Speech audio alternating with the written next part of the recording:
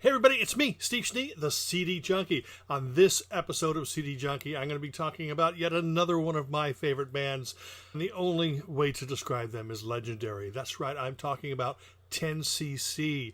Usually I like to start the videos out by telling you how I got into the band, but again, being an American, I really wasn't aware of the band earlier, and the first time I really heard 10cc was the song I'm Not in Love in 1975, and that mesmerizing, haunting song just blew my 11-year-old mind, and I was just transported into a different world, and that is when I started loving this band. Now, I'm not going to be covering any live albums. I'm not going to be covering any solo releases because Graham Gouldman has some great albums out. I'll probably do a separate video on him. Eric Stewart, same thing. Godley and Cream, same thing. But we're going to focus just on the band for now. The only exception to the rule that I'm going to make is a 1971 release by a band called Hot Legs. Now, actually, Hot Legs released an album called Thinks School Stinks in 1971. And it actually had this single on it called Neanderthal Man that became a hit. It was a European hit, and it was actually a hit here in America. If you listen to that song now, you're going to be blown away that radio would have picked up on the song. It's a great song. It just doesn't sound suited for top 40 radio. Now, that album, Thinks School Stinks, that same year, 1971, they took off a few songs, added another few songs, and they renamed the album Song. All the songs from both of those versions of the albums are contained on this collection called You Didn't Like It Because You Didn't Think of It, The Complete Sessions, 1970 to 71. Now, the reason I'm bringing this up is because Hot Legs was a band that featured Eric Stewart, formerly of Wayne Fontana and the Mindbenders, and the Mindbenders, which was the name of the band after Wayne Fontana left. That's actually Eric Stewart singing the original version of Groovy Kind of Love by the Mindbenders from the 60s. Now, one of Eric Stewart's friends was a local lad by the name of Graham Gouldman. Graham Gouldman, actually, he may not have had hit records of his own by then, but he was writing hits for other people. He wrote For Your Love by the Yardbirds. He wrote Bus Stop. He wrote No Milk Today. He wrote some really great mid to late 60s pop hits. Now, Eric Stewart, Graham Gouldman decided to work with Kevin Godley and Lol Cream. Now, Hot Legs was actually Eric, Kevin, and Lol, but Graham was involved in some parts of it. Now, when Graham Gouldman officially came on board full-time, they renamed themselves 10cc, and the first couple of years they spent doing studio sessions. In fact, Neil Sedaka came from New York to England, and he began recording a series of 3 albums with the members of 10cc. So when you hear some of that early Neil Sedaka stuff, the early 70s stuff, those first 3 albums, that's him backed by all 4 members of 10cc. The original version of Love Will Keep Us Together is Neil Sedaka with 10cc. And I believe Neil Sedaka was the one that encouraged the band to move forward as a group and start recording themselves. And the first 10cc album came out in 1973. It was just self-titled.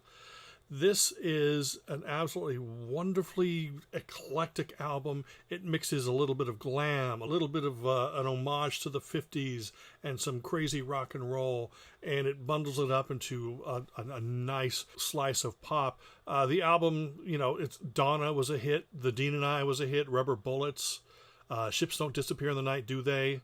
Johnny Don't Do It. This was a great album. This is the repertoire release that has bonus tracks, as you can see there. This was the first 10cc album, came out in 1973. It was followed a year later by the album Sheet Music, which was a completely different musical beast. They sort of dropped the sort of goofy and the glam, and they just went for it as just a great pop and rock band. This album contains great tracks like Wall Street Shuffle, Worst Band in the World, Old Wild Men, which just has the most amazing vocal from Eric Stewart, and then the most amazing vocal from Lol Cream. Just absolutely stellar. Such a great album. And there's some bonus tracks there. This was 10cc. This came out in 1974. Sheet Music, a wonderful album. They then got rid of their management, moved to a new label, and they put out the original soundtrack. The original soundtrack to what? This isn't the soundtrack to anything but their imagination, and it is wonderful. It's wickedly weird, and this album contains the single, I'm Not in Love. Was it 45 years later? And it still sends chills up the spine. absolutely stellar and wonderful. The album contains this suite that opens up the album, which I believe translates into One Night in Paris. It's just absolutely wonderful. Life is a Minestrone is another great track. Second Seating for the Last Supper. This was just a complete different stylistic change, and you could just hear almost the band sort of moving in two different directions while still staying together. Godley and Cream were more experimental and wanted to go out and do weird stuff, and Eric Stewart and Graham Gouldman were the more pop-oriented, grounded members. But it just became, it was such a wonderful, wonderful sound and very, very unique. But the rest of the album is very creative and unlike anything you'll hear elsewhere. In 1976, out comes the album How Dare You, another great eclectic mix. It's not as strange as original soundtrack. It seems like, both sides are coming together a little bit, but you can still hear maybe there's a little bit of tension, but it's still fantastic. I mean, this has like Lazy Ways, and I'm Mandy Fly Me is one of the most well-known tracks from the album. Art for Art's Sake, Don't Hang Up is haunting and beautiful. It's not like I'm Not in Love, but it's just as haunting and beautiful. This has one bonus track on it. And then after this album, the band split. Godley and Cream went off, and they recorded some crazy, zany, but wonderful and eclectic albums on their own before moving into video, whereas Eric Stewart and Graham Gouldman continued as 10cc, and they were finally able to put their feet on the ground and make the first 10cc pop opus, and that is Deceptive Benz, which came out in 1977. What a terrific album this is. This is the album that has The Things We Do for Love. But there's so much goodness on this. Godley and Cream had wonderfully great voices, but with them being gone, even though Graham Gouldman did sing on the other albums, he was given more of a voice from here on out. But the album contains, of course, as I said, The Things We Do for Love, but also Good Morning Judge and Marriage Bureau, Rendezvous, People in Love, Honeymoon with B Troop, and probably one of my top 5 10cc songs is Feel the Benefit, parts 1, 2, and 3. It's like 11 and a half minutes of goodness. I compare it to side 2 of Abbey Road. While it's not a bunch of songs, it's like 3 songs that sort of weave in and out of each other, and then it's got this long epic solo at the end that is just absolutely amazing. So if you're looking for something, the poppiest, most immediate 10cc album, this would probably be it. Deceptive Benz came out in 1977. What the band did next is they put together a new version of 10cc with some great musicians like Rick Fenn and Paul Burgess, who had been on the last album, and some other great musicians, and they put out Bloody Tourist. This came out in 1978, and this of course features Dreadlock Holiday, which is another big hit. But For You and I is great. Take These Chains is a great little rock and roll number. Last Night, Red's in My Bed, Lifeline is a great, great song. From Ochdale to Ocho Rios is another great song. I love this album. It's not really as consistent as the previous albums. Thing about it is they're giving the other guys in the band a little space. So this, I guess, would be considered their Wings at the Speed of Sound. 1980 comes around, and then they release the album Look Here. This album may not look familiar to most Americans because the American version was different. But this is a solid collection of songs. I don't think it's a great album, but there are songs on here that I truly love. I mean, 125 is a fun song, but it also has I Hate to Eat Alone, which is one of my favorite Graham Gouldman ballads. And Lovers Anonymous is fun. It Doesn't Matter at All. I Took You Home. How Am I Ever Going to Say Goodbye? And there's some bonus tracks as well. This is a really, really good album. It's not a great album. Slightly lackluster in a way. There is a lot of creativity going on. It just seems like too many cooks in the kitchen. This was actually the last album with a full band lineup because 10cc returned in 1981 with the excellent, stellar 10 out of 10. If I was going to rate this album, that would be my rating, 10 out of 10. This 1981 album is, in my opinion, the best since Deceptive Benz. Chock full of great songs. The original version of the album that came out in the UK and the American track listing were different. This here starts with the UK version of the album, and then it adds all the bonus tracks from the American version. Lots of great tracks on here that should definitely be in any pop lovers collection, such as Don't Ask, Don't Turn Me Away, Memories. Lying Here With You is another Graham Gouldman penned ballad that Eric Stewart sings so wonderfully. Survivor is another great song.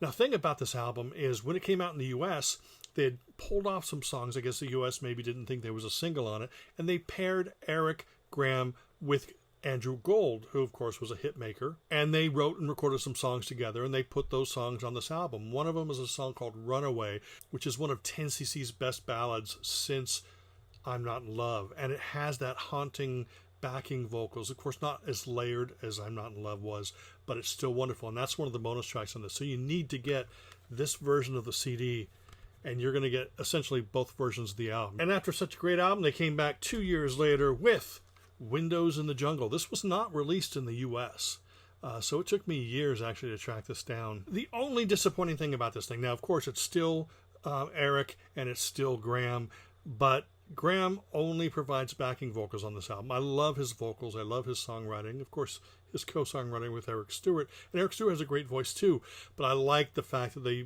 would trade off songs. The album had no lead vocals by Graham Gouldman, except, for maybe a call and response type chorus.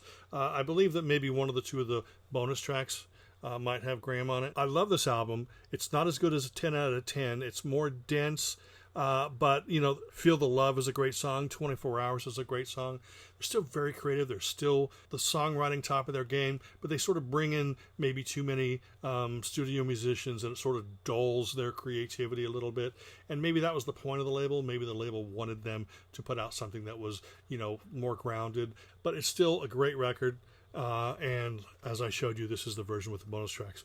That was the last 10cc studio album. They I think they toured for that album and then sort of drifted away.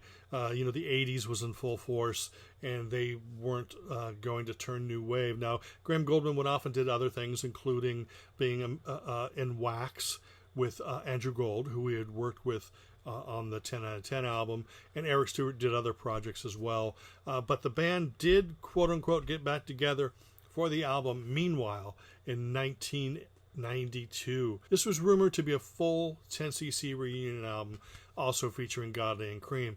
What it ended up being was Eric Stewart, Graham Gouldman writing songs together and recording together, and Kevin Godley and Lal Cream would come in and add backing vocals to one or two tracks separately. And Kevin Godley sang a lead vocal on a track, but it just wasn't a real reunion. But of course, it was Eric Stewart and Graham Gouldman writing together again, which was fantastic. Supposedly they wrote like 20 songs for the album, but only half of those made it. One of those songs was Don't Break the Promises, which was co-written with Paul McCartney. That was actually an Eric Stewart and Paul McCartney co-write that Eric Stewart brought in, and then Graham Gouldman and him worked out the final arrangement, the final song, because Eric had worked with Paul McCartney, which I failed to mention earlier. If you're already familiar with 10cc, you probably already know that. But this album is produced by Gary Katz, and it's very Steely Dan-ish, again, full of session musicians, a very smart-sounding album. It just doesn't rise up to the occasion all the time, but there's some great songs on here. Like Woman in Love is fantastic, Welcome to Paradise is fantastic, and there's some bonus tracks there featuring a few B-sides. Another album per se that Graham Gouldman did not sing lead on, but you can hear him in the vocals. That's the thing about Graham Gouldman's voice. It's very distinctive, and his harmonies with Eric Stewart were phenomenal. But that's Meanwhile, came out in 1992, and then nothing after that for 3 years. And in 1995, out comes the album Mirror, Mirror, which, again, it's just back down to Eric and Graham. But it's not even Eric and Graham together anymore. There were a few songs, I think, left over from the songwriting sessions before. But sad to say, they're not even working together on the album. There's a gentleman by the name of Adrian Lee who produced the album and worked with Eric Stewart on his songs and worked separately with Graham Gouldman on his songs. So it's kind of like two solo albums thrown together. But it is cohesive. It still sounds good. They're just not working together, which is kind of sad. And I'm not going to say anything bad about it because song-wise, I believe it's better than Meanwhile. But there's a couple different versions to search for. The American version, I think, was maybe 10 or 11 tracks. There's a Japanese version that's 15 tracks, and the European or UK version is 14 tracks. And this has Yvonne's The One, which is a song that everybody searches for because it's a co-write with Paul McCartney. That's another song that I think that Paul McCartney and Eric Stewart wrote back in the 80s, and Eric put it on the album. This is really a killer collection of songs. It's very modern sounding, very 1995 sounding, and you're not hearing the blending of their vocals. So it's basically half of a Graham Gouldman solo album and half of an Eric Stewart solo album thrown together, although they were both created for this project. Another great song on this album is a song called The Monkey and the Onion, which was co-written by Graham Gouldman and Tim Rice. And then there's a song on this album which is really a beautiful, wonderful song called Ready to Go Home. It could have been one of the greatest 10cc songs of all time, but it's actually a Wax song because it's Graham Gouldman with Andrew Gold singing lead on it. So it's kind of like throwing a Wax song, but it's a great song.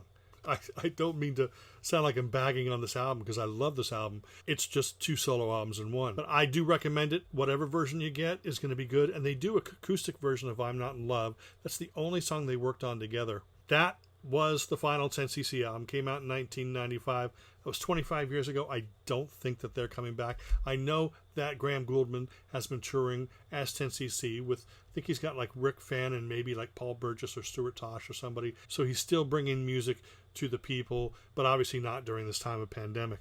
Only one thing I want to show you. I wasn't going to show any compilations, but this one's a little bit special. It's a 3 CD set called Collected. Now, there's different box sets out that have a lot of material on them. I don't own any of those because they've just been out of my price range.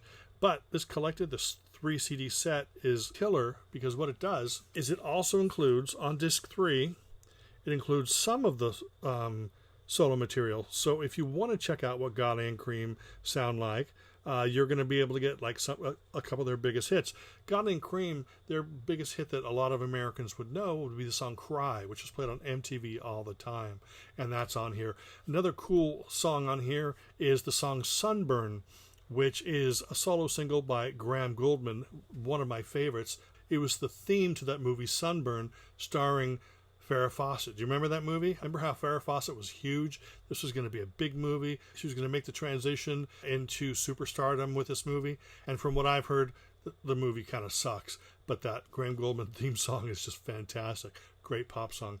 Anyway, that's it for 10cc. I appreciate you sitting around and listening to me babble about them. Remember to like, comment, share, subscribe, ring that bell for future notifications. I appreciate you. And until the next time, remember me. I'm Steve Schnee, the CD Junkie.